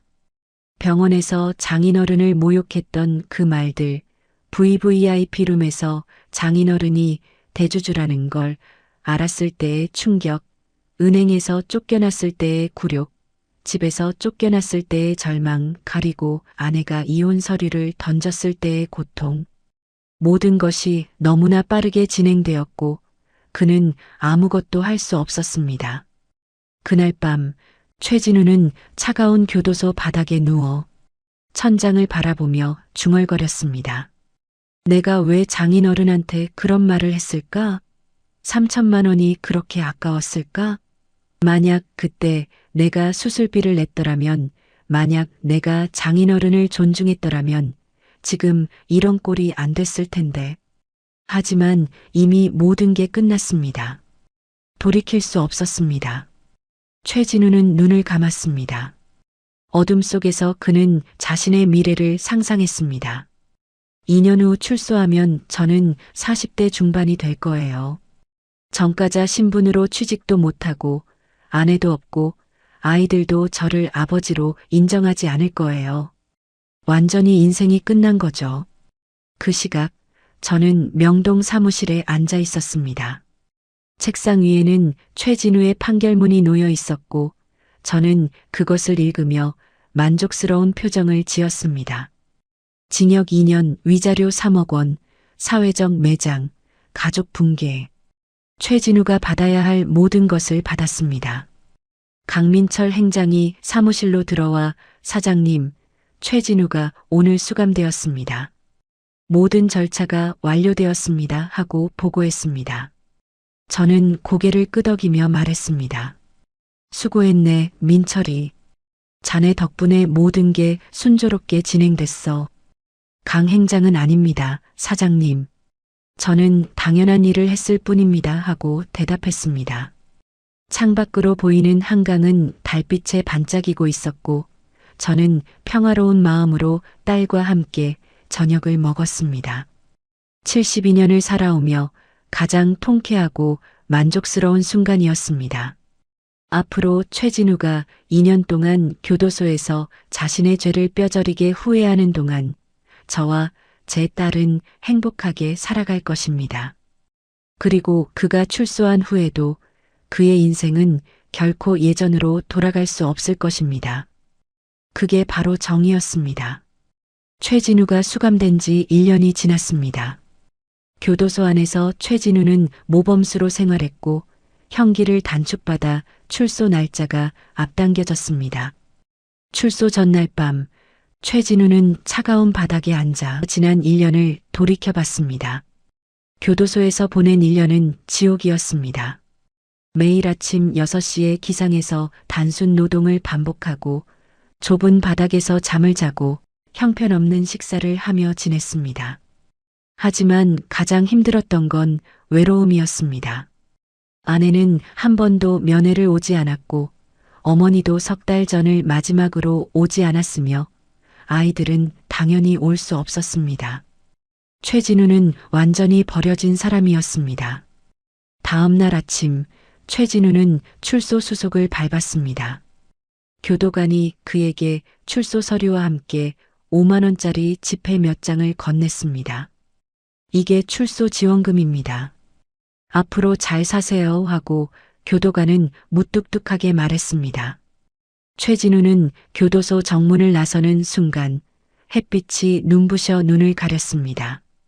1년 만에 보는 바깥 세상이었습니다. 하지만 그를 맞이하는 사람은 아무도 없었습니다. 차가운 바람만이 그의 뺨을 스쳤을 뿐이었습니다. 최진우는 고시원으로 돌아갔습니다. 다행히 어머니가 그동안 고시원비를 내줘서 방은 아직 남아 있었습니다. 방문을 열자 먼지 냄새가 났고 좁은 방 안에는 낡은 침대와 책상만이 덩그러니 놓여 있었습니다.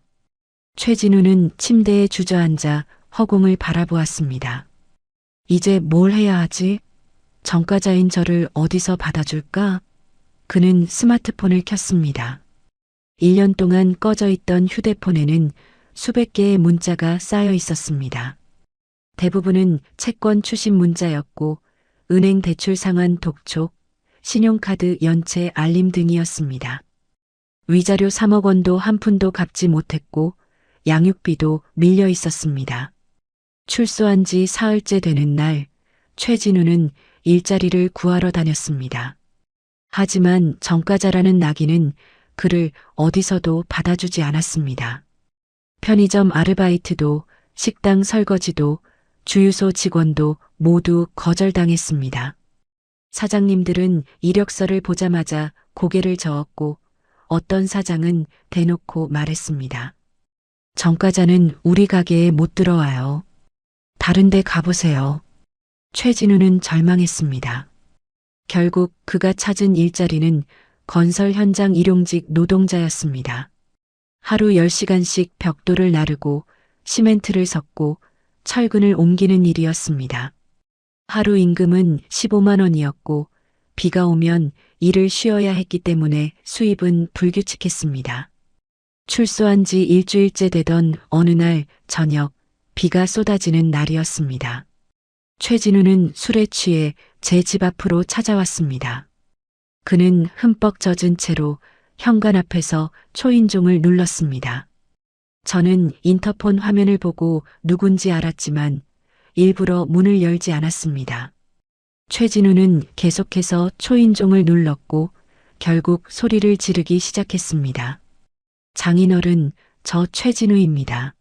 제발 문 좀 열어주세요. 저는 한참을 기다렸다가 천천히 현관문을 열었습니다. 문이 열리자 최진우는 곧바로 무릎을 꿇었습니다. 그는 비에 흠뻑 젖어 있었고 옷은 너덜너덜했으며 얼굴은 수염으로 덮여 있었습니다.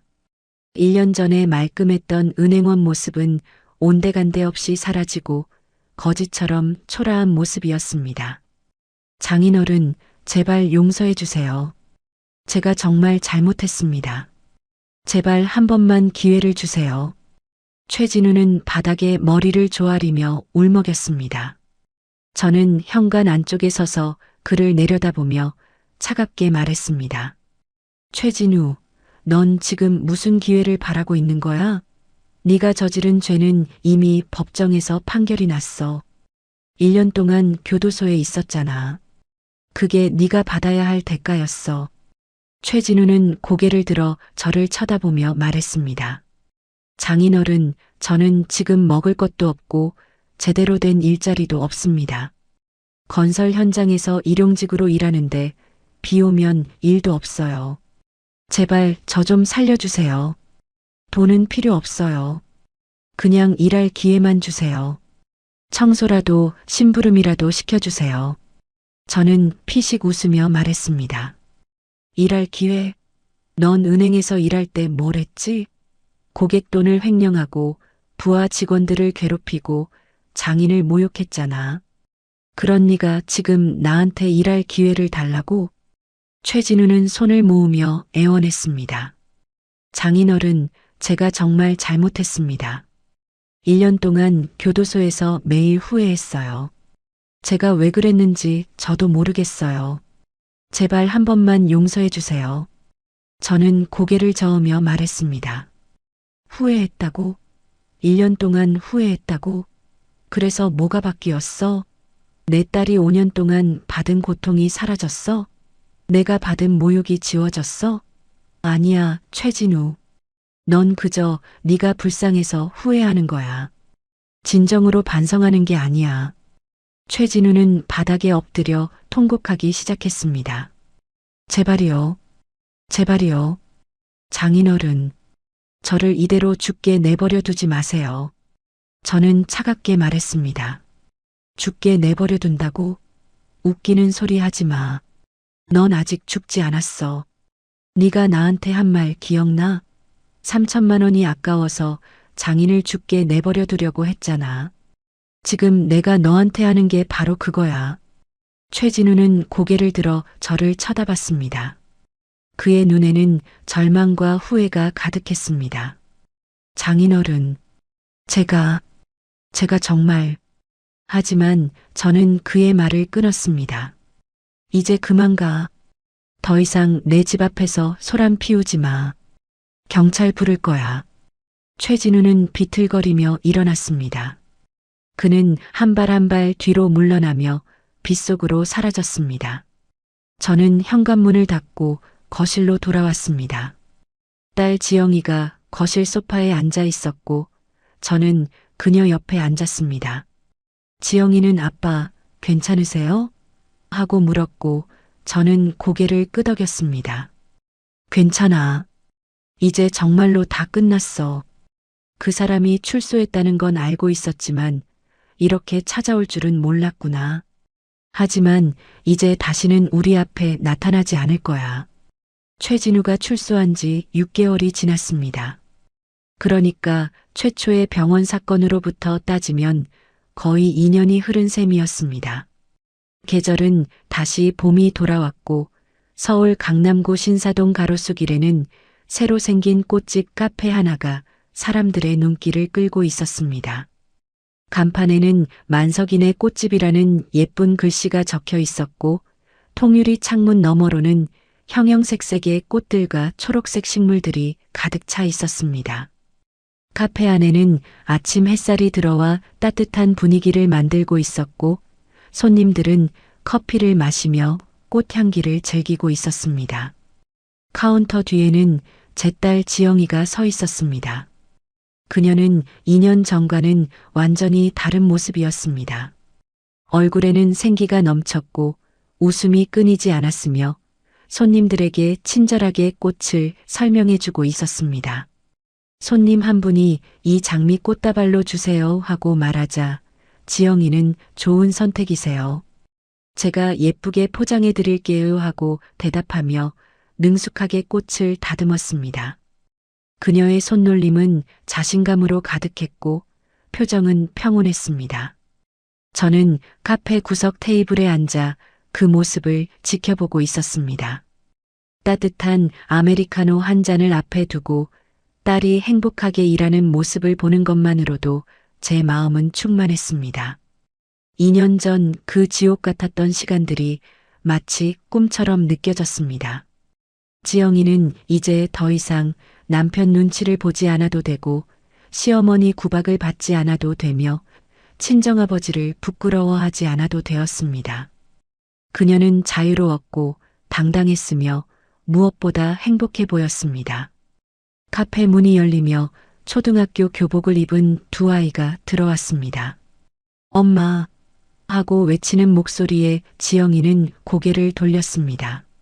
아, 우리 민준이 서연이 왔구나. 학교 잘 다녀왔어? 지영이는 아이들을 안아주며 물었습니다.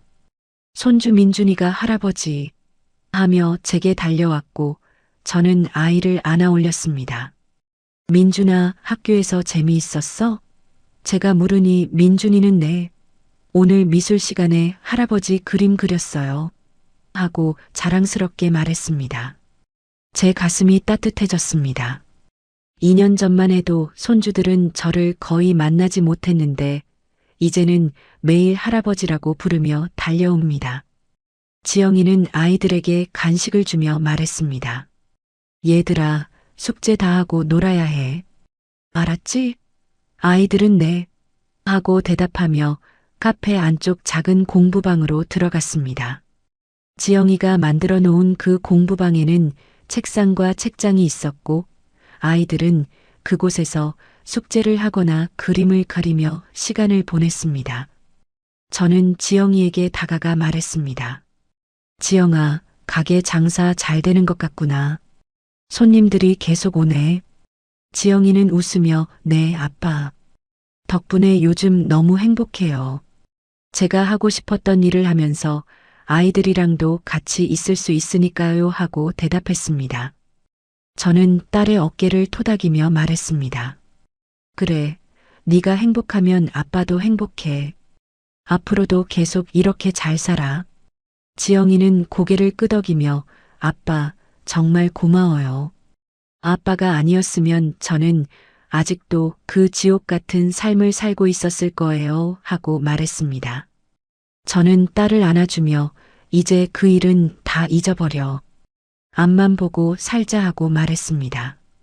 지영이는 눈물을 글썽이며 네, 아빠하고 대답했습니다. 저녁 무렵 저는 이촌동 집으로 돌아왔습니다. 현관문을 열자 익숙한 냄새가 났습니다. 지영이가 저녁을 준비하고 있었던 겁니다. 아빠 오셨어요? 오늘은 제가 아빠 좋아하시는 된장찌개 끓였어요. 하고 지영이가 부엌에서 말했습니다. 저는 현관에서 신발을 벗으며 그래. 우리 딸이 끓인 된장찌개라니 정말 기대되는구나 하고 대답했습니다. 손주들이 거실에서 할아버지 하고 달려왔고 저는 아이들을 안아 올렸습니다. 식탁에 앉아 가족들과 함께 저녁을 먹는 시간은 제 하루 중 가장 행복한 순간이었습니다. 2년 전만 해도 이런 평화로운 식사는 상상도 할 수 없었습니다. 최진우가 있을 때는 명절 때도 제대로 환영받지 못했고 손주들도 만나기 힘들었으며 딸은 항상 긴장하고 있었습니다. 하지만 이제는 다릅니다. 지영이는 편안하게 웃고 손주들은 할아버지라고 부르며 달려오고 저는 가족들과 함께 행복한 시간을 보냅니다. 이게 바로 제가 원했던 삶이었습니다. 저녁 식사 후 저는 베란다로 나가 한강을 바라보았습니다. 밤하늘에는 별이 빛나고 있었고 한강은 고요하게 흐르고 있었습니다. 저는 지난 2년을 돌아보며 생각했습니다. 제가 복수를 한 건 옳았을까요?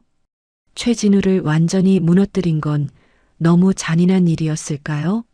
하지만 저는 후회하지 않습니다.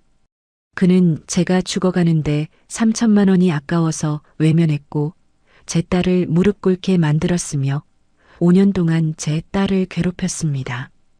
그런 사람에게 자비를 베풀 이유가 없었습니다.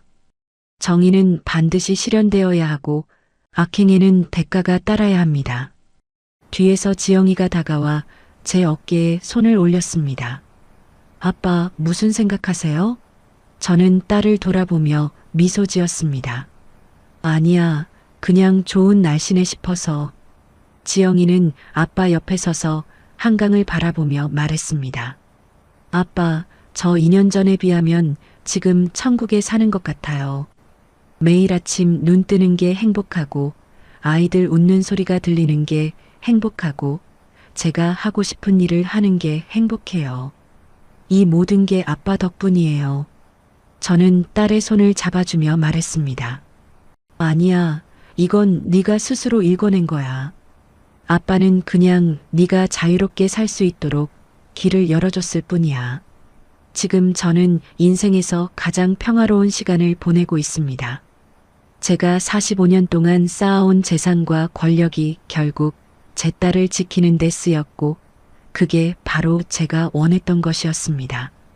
최진우는 지금 건설 현장에서 땀 흘리며 일하고 있고 제 딸은 행복하게 꽃집을 운영하고 있습니다. 착하게 살면 복을 받고 악하게 살면 벌을 받는 것. 그 단순한 진리를 최진우는 뼈저리게 깨달았을 겁니다. 앞으로 남은 제 인생은 딸과 손주들과 함께 평화롭게 보낼 것입니다. 더 이상 복수도 분노도 증오도 없습니다. 이제 남은 건 오직 사랑과 행복뿐입니다. 그리고 만약 누군가 다시 제 가족을 괴롭힌다면 저는 주저없이 다시 일어설 것입니다. 왜냐하면 저는 박만석이고 제 가족을 지키는 게 제 존재 이유이기 때문입니다. 여러분, 오늘 이야기 어떻게 들으셨나요? 결국 돈보다 귀한 건 사람의 진심이고 내 가족을 지키려는 단단한 마음이었습니다. 여러분도 혹시 누군가에게 상처받고 계시다면 절대 기죽지 마십시오. 진심은 반드시 승리한다는 제 이야기가 여러분께 작은 용기가 되었으면 좋겠습니다. 오늘의 이야기가 여러분의 마음에 작은 위로가 되었다면 구독과 좋아요를 눌러주세요. 그리고 지금 어디에서 듣고 계신지 댓글로 알려주시면 그곳으로 행운의 기운을 가득 담아 보내드리겠습니다. 늘 건강하시기를 기원드리며 오늘도 따뜻하고 행복한 하루 보내시기 바랍니다. 감사합니다.